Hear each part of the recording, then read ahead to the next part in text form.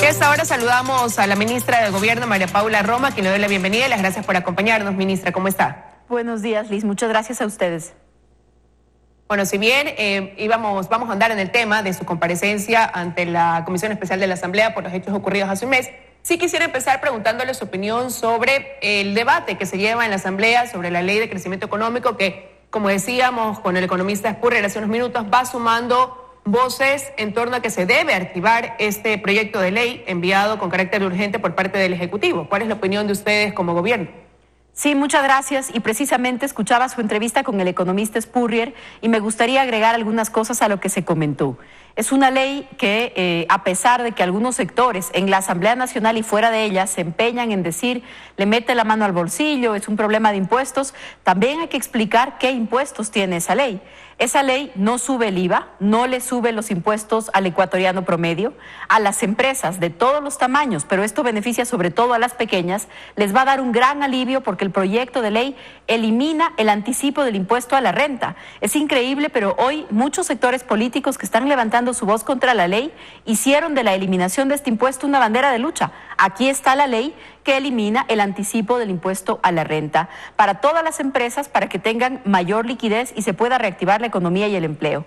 Hay dos impuestos nuevos, para quien gana más de $10,000 mensuales y para las empresas que facturan más de $1 millón al año. Entonces, no sé si esta ley le mete la mano al bolsillo, para usar esta frase, a todos los ecuatorianos. ¿A cuántas personas conocemos que ganan más de $10,000 al año? Lo que sí hace esta ley es recaudar ingresos, sobre todo de quienes más tienen o de quienes más ganan. Así es como funciona una sociedad y así es como debe responder una sociedad frente a la crisis. Que quien más gana, que quien más produce, haga un esfuerzo mayor. Por cierto, las cantidades y los porcentajes no son confiscatorios, no pretenden que nadie quiebre, que nadie cierre, pero sí que quien más tiene pague un poco más. Así que creo que la ley es buena para la mayoría de los ecuatorianos y ojalá podamos liberarnos de discursos dogmáticos y apoyar una ley que es necesaria. También lo dijo hace un momento el economista Spurrier. Las consecuencias en el corto y en el mediano plazo de negarla son muy graves para el país. Habrá que ver qué pasa en los próximos días cuando la Asamblea tenga ya que pronunciarse. Ahora quisiera preguntarle, como decíamos, han pasado ya un mes y unos cuantos días desde que el país enfrentó una situación que no tenía previsto y que desde el gobierno se ha calificado como un intento de golpe de Estado.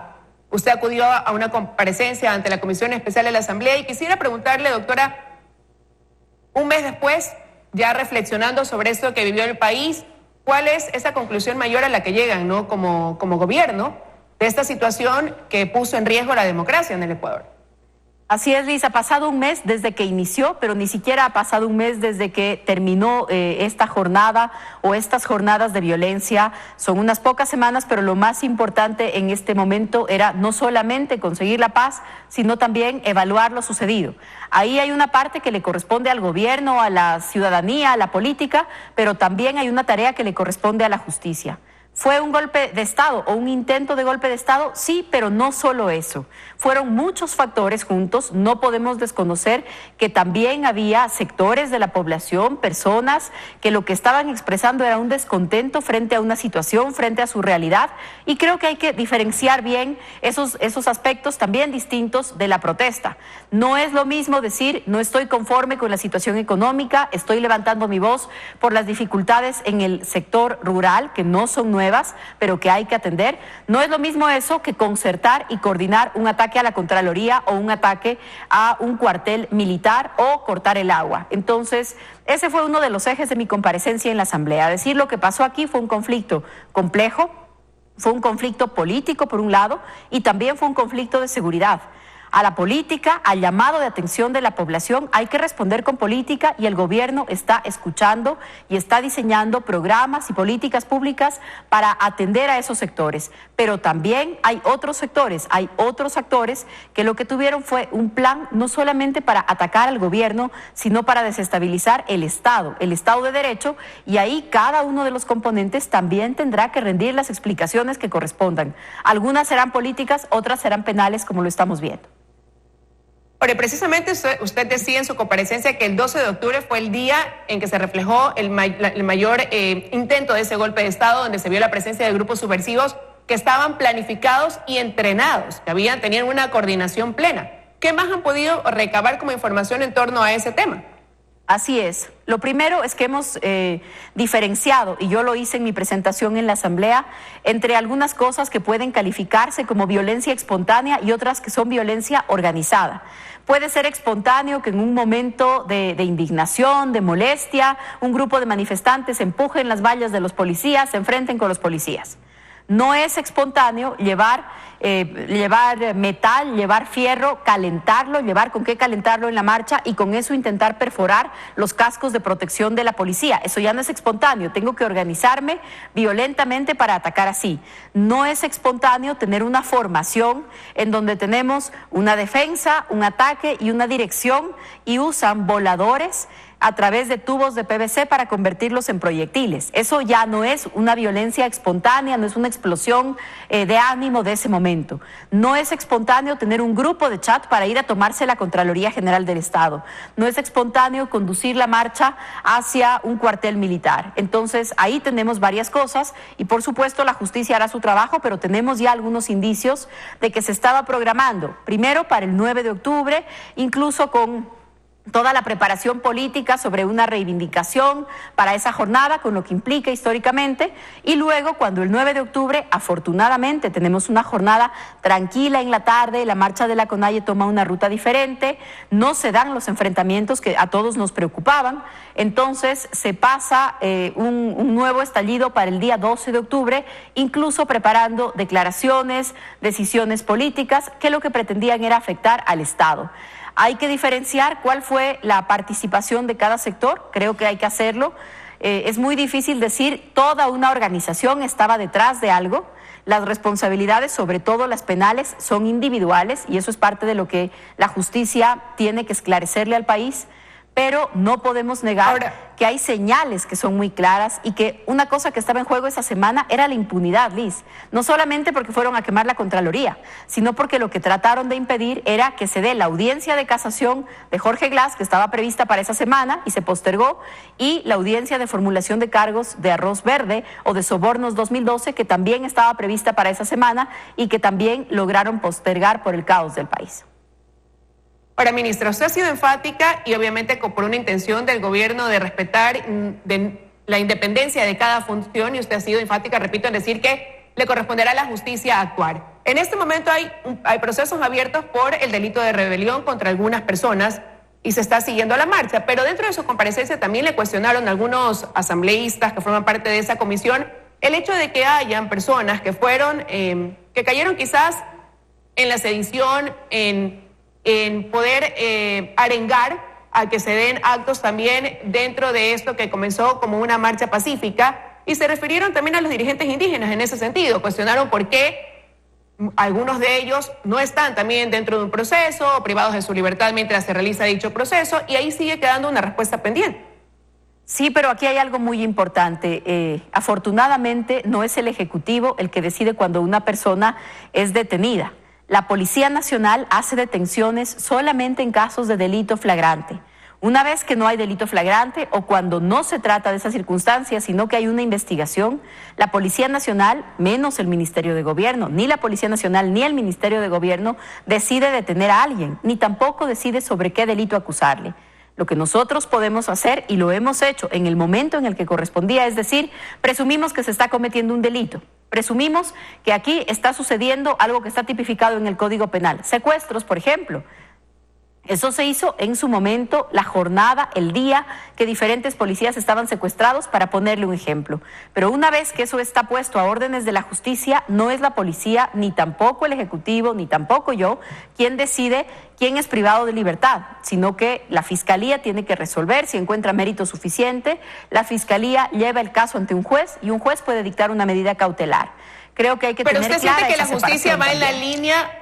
¿Usted siente que la justicia va en la línea y en el ritmo correcto dentro de los procesos que deberían derivarse tras esa jornada de protestas que vivió el país? Bueno, Yo personalmente espero que algunos procesos tengan más velocidad, pero también entiendo que hay trámites que seguir, que hay que extraer la información, que los procesos han sido muy incidentados porque también hemos tenido recusaciones, audiencias para cambio de medidas cautelares. Creo que eso también hay que mirarlo. Yo confío en el trabajo que hace y que va a hacer la justicia, y creo que de eso dependemos no solamente para la estabilidad democrática, sino para que se mantenga el Estado de Derecho como lo conocemos, con sus reglas. Y permítame hacer una diferencia a la que yo me referí en la comisión. No es lo mismo decirle al gobierno algo, en los más duros términos. No es lo mismo decirle al gobierno algo que sugerir que las Fuerzas Armadas se subleven contra un gobierno. Eso es una cosa distinta. No es lo mismo criticar una decisión del presidente, no es lo mismo criticar a la Asamblea Nacional, porque ese es el poder político, temporal, ocasional, que además estamos todos sujetos a las más duras críticas, así es. No es lo mismo eso que secuestrar policías y militares. Los policías, los militares, lo que representan es la capacidad del Estado para imponer la ley, la capacidad del Estado para imponer el orden. Cuando se secuestra policías y militares, cuando se los secuestra y se les quita los zapatos, cuando tenemos casos de policías, mujeres secuestradas 5 días, manoseadas, a las que les quitaron la ropa, ahí no estamos hablando de un mensaje político, estamos hablando de cosas que son más graves y que la justicia tiene que esclarecer, porque tampoco podemos convertir eso en una disputa entre las personas que actuaron y el gobierno. Por eso la justicia tiene que actuar de esa manera, como un tercero imparcial que recoge la preocupación que yo estoy expresando, por ejemplo, en este momento, y luego le permite a la otra parte explicarse y defenderse, y jueces tienen que tomar decisiones sobre esto. Pero creo que por el bien del país estas cosas deben aclararse para que no se repitan nunca más. Sin duda la justicia tiene un trabajo importante y pendiente en este tema. Usted también dentro de su comparecencia habló de una lluvia de información falsa, de una serie de mensajes que habían detectado provenían en su mayoría desde Venezuela. Si bien es cierto, había una relación ya resquebrajada con ese país, también es cierto que cuando comenzó esta ola de protestas, en algún momento el presidente Lenín Moreno dijo que detrás de esto, señaló incluso al presidente de ese país, de formar parte de quienes estaban orquestando este intento de golpe de Estado. ¿Cuál va a ser entonces la acción en torno a esto, quizás hasta a nivel diplomático? ¿Qué se va a hacer, teniendo ya desde el punto de vista del gobierno una certeza de que ese país estuvo involucrado en lo que vivió el país durante los 11 días? Sí, creo que para la región entera hay conciencia de que uno de los aspectos, al menos uno de los que están sucediendo en la región, es una disputa que tiene que ver con la geopolítica. Ni Maduro ni Diosdado Cabello han ahorrado comentarios para hacerle saber al continente su opinión sobre lo que está pasando. Han hablado del plan de Sao Paulo, han hablado de la brisita bolivariana, ellos mismos han confirmado de alguna manera esta preocupación y estos indicios que tenemos en varios países sobre una disputa geopolítica o su participación en varios de los incidentes violentos. Y al menos en el caso de las noticias falsas, que es a lo que me refería en la Asamblea Nacional, es increíble el centro de operaciones con el que cuentan en Venezuela para el tema de las noticias falsas. Hubo un día, esto no es, o al menos no era parte esencial de la tarea ni de la policía ni del Ministerio de Gobierno, pero en este nuevo tipo de conflictos, este es un nuevo desafío también. ¿Cómo hacemos para evitar que las noticias falsas o que las redes sociales se conviertan en un escenario de disputa adicional, en un escenario de conflicto adicional? Creamos en esos días, en medio de la urgencia y de la emergencia, un sistema de verificación de noticias falsas para poder recibir todo lo que circulaba o mucho de lo que circulaba, verificar y luego decir esto es falso, esto es viejo, estas imágenes son de una película, estas imágenes son de otro país, estas imágenes están trucadas, para poder hacer eso. El primer día tuvimos 20 noticias falsas. El 12 de octubre tuvimos 3.000 noticias falsas verificadas por este sistema del Ministerio de Gobierno. La tecnología permite saber de dónde salen. Algunas salían de aquí, algunas salían de distintos países, incluso en Europa, algunas salieron de Rusia, un par salieron de Irán, lugares extraños, pero pocos. Pero la concentración más importante estuvo precisamente en las que venían de Venezuela. Esto es parte de lo que tenemos que enfrentar. Esto no solamente ayudó a inflamar los ánimos de la población, de los manifestantes, mentiras que se dijeron sobre niños, sobre hospitales, mentiras, eran noticias falsas, eran mentiras que exacerbaban el ánimo de los que participaban en la protesta, pero yo creo, Liz, que esto también es lo que colaboró para convertir a los periodistas en un objetivo de la discusión, en un objetivo del enfrentamiento, porque la gente estaba recibiendo unas noticias en el celular que no estaba mirando en los medios tradicionales. ¿Y qué pensó la ciudadanía o qué pensaron los manifestantes? Aquí hay una diferencia y ¿a quién le voy a creer? Y después de años acumulados de críticas, de descalificación, de ataques a los medios de comunicación, claro, la ciudadanía decía, a mí en el WhatsApp me llegan 30 niños en un hospital y esto no me lo están mostrando en otro lado. Creo que esto también fue un factor clave para que en esos días existan 130, al menos 130, dependiendo de la cifra que tomemos, al menos 130 periodistas agredidos. Entonces, hay una manipulación ahí de la información que no debemos subestimar. Ministra, hay otro punto importante y es ese reconocimiento de esa debilidad o esa falla que hubo en el servicio de inteligencia y contrainteligencia, y ante eso usted dijo en su comparecencia que hay que hacer mejoras. ¿Hacia dónde van encaminadas y en qué tiempo también? Las estamos haciendo, ya estamos trabajando en eso.